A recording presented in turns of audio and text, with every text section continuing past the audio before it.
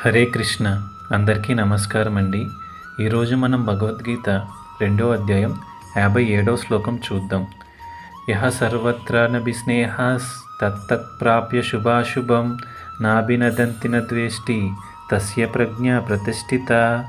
అర్థం: ఈ భౌతిక జగత్తులో తనకు ప్రాప్తించిన మంచి చెడులను ప్రశంసించుట గాని ద్వేషించుట గాని చేయకుండా వాటి చేత ప్రభావితుడు కానివాడు పరిపూర్ణ జ్ఞానమున సుస్థిరుడై ఉండును అని శ్రీకృష్ణ భగవానుడు అర్జునుడితో అంటున్నారు.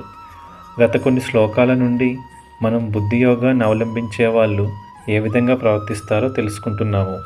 ఈ శ్లోకంలో కూడా వాళ్ళు ఏ విధంగా ప్రవర్తిస్తారో చెబుతున్నారు. ప్రతి మనిషికి కూడా మంచి చెడులు కలుగుతూ ఉంటాయి. సాధారణమైన వ్యక్తులు వాటికి ప్రతిస్పందిస్తారు. కానీ ఈ బుద్ధి యోగంలో పరిపూర్ణతను సాధించినటువంటి వ్యక్తులు వాళ్ళకి కలిగినటువంటి మంచి చెడులను ప్రశంసించడం కానీ ద్వేషించడం కానీ చెయ్యరు.